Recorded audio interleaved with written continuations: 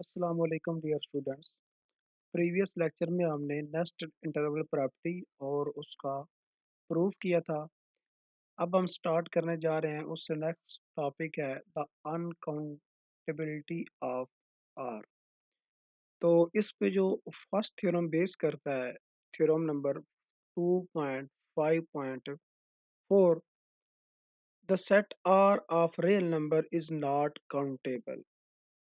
The set of real number is not countable means uncountable, कि real number का जो set होता है वो काउंटेबल नहीं होता। इसको हम प्रूव करेंगे।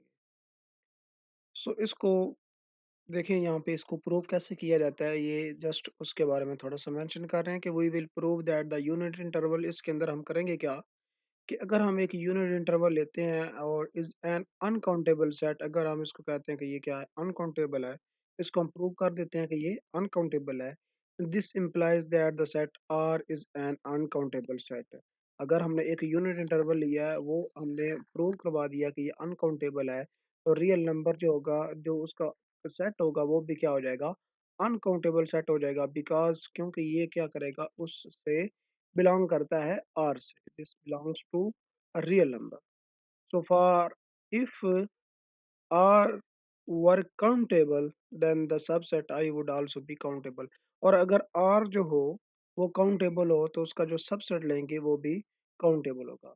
कहने का मतलब ये है कि अगर आर हमारे पास है, इसको अनकाउंटेबल प्रूव करना है, तो इसमें से हम कोई लेंगे, इसका सबसेट जो कि एक इंटरवल होगा। हमने ये इंटरवल ले लिया, आप इसके अलावा कोई और भी लेके इसको प्रूव कर सकते हैं। इसको अगर हम अनकाउंटेबल शो करवा देते हैं, तो ऑटोमेटिकली हमारा आर जो होगा वो क्या हो जाएगा, अनकाउंटेबल हो जाएगा।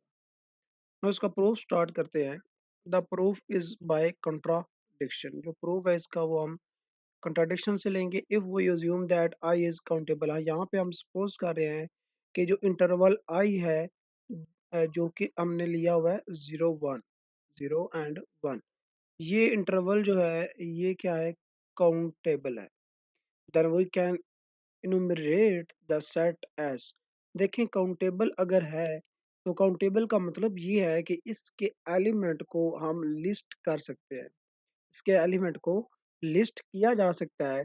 तो इसलिए हम इसको लिख सकते हैं interval I x1 x2 up to and xn, ये आगे चलता जा रहा है। लेकिन क्योंकि इसके एलिमेंट को हम लिस्ट कर पा रहे हैं, कि मैं हम कह रहे हैं कि x1 के बाद x2 आ रहा है, x2 के बाद x3 आ रहा है, एंड x3 के बाद x4 आ रहा है। इस तरह से ये हम बता पा रहे हैं, लिस्ट कर पा रहे हैं, तो इसे हम कहते हैं ये क्या है, काउंटेबल है। यहाँ पे अभी फ़िलहाल हम यही प्रूव करेंगे जो हमें गिवन है। इसके बाद हम इस प्रूफ के एंड पे एक आपको अल्टरनेटिव प्रूफ जो है वो भी इसका आपको बताएँगे। आप वो करना चाहें वो भी कर सकते हैं, और आपका जो कंसेप्ट होगा इसके थ्योरम के लिहाज से वो सारा क्लियर हो जाएगा। अभी आपने जस्ट इस चीज़ को समझना है जो हमारे सामने है।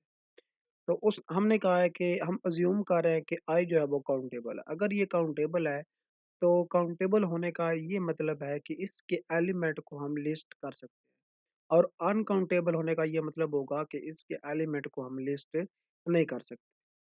तो देखिए, इसके एलिमेंट को हम लिस्ट कर पा रहे हैं, x1 x2 s, हमने इस तरह ये शो करवा दिया। अब आई के जो एलिमेंट्स हैं वो ये हैं। We first select a close subinterval I1 of I such that, हमने क्या किया कि इस आई में से एक क्लोज सब इंटरवल जो है वो I1 चूज किया, यानी I1 is a subset of आई।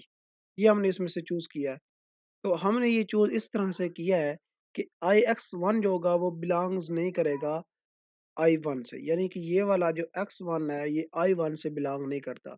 तो आप कह सकते हैं कि I1 जो होगा वो हमारे पास इस तरह से बनेगा। यहाँ पे हम इसको मेंशन कर रहे हैं, I1 हमारे पास x2 से स्टार्ट होगा, x3 up to xn and up to so on. ठीक है। नाउ नेक्स्ट हम कह रहे हैं कि then select a closed subinterval I2। I2 हम स्टार्ट कर रहे हैं I1 का, जिसके अंदर जो है वो x2 बिलोंग नहीं करेगा, यानी कि ये हम सपोज कर लेते हैं कि ये x3 से स्टार्ट होगा and x4 up to xn up to so on. इस तरह से अगर हम इस चीज़ को लेके चलते हैं, तो हमारे पास जो इससे नेक्स्ट आएगा कि x3 हमने, वो does not belongs to I three से बिलोंग नहीं करेगा। ठीक है। ये हमारे पास x4 से स्टार्ट होगा अप टू सो ऑन। ये चीज़ हम लेके चल रहे हैं। तो आप देख सकते हैं कि I3 जो है वो कंटेन कर रहा है I2 में, I2 कंटेन कर रहा है I1 में, I1 कंटेन कर रहा है I में। तो ये कौन सी यहाँ पे प्रॉपर्टी हमारे पास आ रही है, नेस्टेड इंटरवल प्रॉपर्टी, कि हर जो इंटरवल है वो अपने प्रीवियस इंटरवल के अंदर कंटेन कर रहा है। So in this way we obtain a non-empty closed intervals. I2 will contain in I1, I3 will contain in I2 and up to In contain in In minus 1 and up to so on, and I1 contain in I। ये हमारे पास हमने देखा कि यहाँ से हमारे पास क्या आ गया, नेस्टेड इंटरवल आ रहा है जब हम इसको यूज कर रहे हैं। तो सच दैट के आई एन कंटेन इन आई। तो हम कह सकते हैं कि ये जो आई एन है ये किस में कंटेन कर रहा है, आई के अंदर। यहाँ से हम निकाल सकते हैं, हमें पता है कि इसके अंदर कंटेन कर रहा है, तो ऑटोमेटिकली ये आई एन जो है ये आई के अंदर कंटेन कर जाएगा। आई एन जो है वो आई के अंदर कंटेन कर रहा है, एंड एक्स एन जो है वो आई एन के अंदर कंटेन नहीं कर रहा है। देखें, एक ऐसा एलिमेंट जो कि आई आई एन इस आई के अंदर कंटेन कर रहा हो, एक्स एन जो होगा वो कंटेन कर रहा है आई से, but x n does not belongs to I n. I से तो कर रहा है लेकिन आई एन से नहीं कर रहा, जबकि आई एन जो है वो कंटेन कर रहा है आई से। So for all n, the nested interval property implies that there exists a point xi belongs to I। Nested interval property ये कहती है कि एक ऐसा पॉइंट एक्साई जो होगा वो एग्जिस्ट करेगा आई में, सच दैट कि एक्साई जो होगा वो आई एन के अंदर भी कंटेन करेगा। यानी कि अगर हमारे पास आई जो है उससे बिलोंग करता है एक्साई, क्योंकि हमने कहा कि आई एन जो है वो आई से बिलोंग कर रहा है। तो आई एन अगर हम कहते हैं कि कोई ऐसा पॉइंट तो लाजमी होगा कि उसको हमने कह लिया कि गज़ाई वो किससे बिलोंग करेगा, आई से। अब चूंकि आई एन बिलोंग करता है किससे, आई से, तो ये पॉसिबिलिटी है कि कोई ऐसा पॉइंट हो कि गज़ाई जो आई से बिलोंग करता हो वो आई एन के भी अंदर कंटेन करे। ये हमारे पास है for all n belong, for all n therefore. अब देखें आई जो है, जो हमने यहाँ पे हमारे पास इसकी कंक्लूजन है वो आ रही है कि अगजाई बिलोंग करता है, अगजाई बिलोंग करता है आई एन से, but x does not belongs to I n. ठीक है। सो इसका मतलब क्या हुआ कि x i is not equal to I n, यानी कि अगजाई जो है वो एक डिफरेंट नंबर है। अगजाई एक डिफरेंट नंबर है जो कि इसके इक्वल नहीं है। तो हमने क्या कहा था, हमने ये सपोज किया था कि आई क्या है, काउंटेबल है। ठीक है, हम काउंटेबल है तो इसके यही एलिमेंट हो सकते हैं, कोई और एलिमेंट नहीं हो सकता। तो हमने एक और नंबर लिया एक्साई जो कि बाहर से नंबर था, बाहर से नंबर था, वो इसके इक्वल नहीं आया आई एन के, लेकिन इसके बावजूद वो इसके अंदर क्या कर रहा है, कंटेन कर रहा है। यानी कि जो हमने सेलेक्ट किए थे उनके अलावा भी हमारे पास कोई और नंबर है जो इसके अंदर लाई करता है, जिसको हमने यहाँ पे लिस्ट नहीं किया। तो इसका मतलब है हमारी जो कॉन्ट्राडिक्शन थी वो रॉन्ग हो चुकी है। For all n belongs to n, so the enumeration of I is not a complete listing of the elements of I। तो हमने जो एलिमेंट्स लिस्ट किए थे वो हमारे कंप्लीट नहीं हुए। क्यों नहीं कंप्लीट हुए, हमने कहा था कि ये काउंटेबल है, अगर ये काउंटेबल है तो इसके एलिमेंट्स क्या होंगे, यही होंगे जो हमने लिस्ट किए हैं। लेकिन ऐसा क्या हुआ कि हमने एक नंबर लिया आई जो कि रियल नंबर था, अगर वो रियल नंबर है तो हमने कहा कि वो इससे बिलोंग करता है, और इससे बिलोंग जब करता है, इससे बिलोंग भी हमने करवा दिया, और फिर हमने कहा कि वो इनमें से कोई एलिमेंट होगा फिर। लेकिन हमने देखा कि वो इनमें से कोई एलिमेंट, यानी x n for all n के लिए है कि एक्स वन एक्स टू, यानी ना तो ये एक्स वन के इक्वल होगा, ना ये एक्स टू के इक्वल होगा, ना ये एक्स थ्री के इक्वल होगा। ये किसी भी एलिमेंट के इक्वल नहीं है। यानी कि अगर ये किसी एलिमेंट के इक्वल ना हो और बिलोंग भी इस आई से कर रहा, दैट मीन्स के it is a different element. ये एक मुख्तलिफ एलिमेंट है जो हमने बाहर से लिया और इस सेट के अंदर कंटेन कर रहा है। लेकिन हमने क्या किया, हमने इस एलिमेंट को यहाँ पे लिस्ट नहीं किया। तो इसका मतलब है ये जो हमारे पास हमने एलिमेंट लिस्ट किए हैं, इसके अंदर कुछ ऐसे एलिमेंट मौजूद हैं जिनको हमने नहीं लिखा। तो ये शो करता है कि हमारी जो कंट्राडिक्शन थी वो क्या हो गई है, रॉन्ग हो गई है। अगर कंट्राडिक्शन रॉन्ग हो गया तो हमने क्या किया था कि हमने काउंटेबल लिया था, तो ऑटोमेटिकली ये प्रूव हो जाता है, हेंस आई इज अनकाउंटेबल। अच्छा, ये था इसका प्रूफ। आपको उम्मीद है कुछ ना कुछ इसका ज़रूर क्लियर हो गया होगा। अब इसका जो दूसरा प्रूफ है, सेकंड प्रूफ, अगर आप वो करना चाहें, वो कर सकते हैं। उसका जो लिंक है वो डिस्क्रिप्शन में दे दिया जाएगा। वो जो प्रूफ है वो होगा सेट थ्योरी से। उसके अंदर भी हम सेम यही इंटरवल लेते हैं जो हमने यहाँ पे लिया है 0 1, और उसके अंदर ये शो करवाते हैं कि ये अनकाउंटेबल है। थोड़ा सा डिटेल से किया गया वहाँ पे, उसको करना चाहें वो कर सकते हैं, ये करना चाहें इसको कर सकते हैं। अब अगर ये तो हमने जस्ट सिंपल लिया था। अब इसकी अगर आपको एक एग्जांपल के थ्रू समझाया जाए कि अनकाउंटेबल और काउंटेबल में डिफरेंट क्या होता है। देखिए, हमने ये लिया रियल लाइन, इसके अंदर ये हमारे पास 0 है, ये 1 है, क्योंकि उसने यहाँ पे 0 1 लिया तो हम इसी की एग्जांपल ले लेते हैं। अब काउंटेबल होने का मतलब ये है कि एलिमेंट को लिस्ट कर पाना। जैसे हम कहते हैं कि 1 2 3 4 5 नेचुरल नंबर ले रहा है। नेचुरल का नंबर्स का सेट काउंटेबल है। आप कह सकते हैं कि 1 के बाद 2 आएगा, 2 के बाद 3 आएगा, 3 के बाद 4 आएगा एंड 4 के बाद 5 आएगा। आप काउंटेबल इसको काउंट कर पा रहे हैं। अनकाउंटेबल होने का क्या मतलब है? अनकाउंटेबल को समझने के लिए हमने ये इंटरवल लिया है जो कि बिलॉन्ग करता है रियल नंबर से। यहाँ पे आप देखें, अगर आप कहते हैं कि जी 0 से जो नेक्स्ट नंबर है वो 1 है, तो ये ट्रू नहीं होगा। क्योंकि 0 और 1 के वैसे तो काफ़ी नंबर हैं, लेकिन हम एक ही नंबर यहाँ पे लिखते हैं। हम कहते हैं कि 1/2 जो है वो 0 और 1 के दरमियान जो है वो लाई करता है।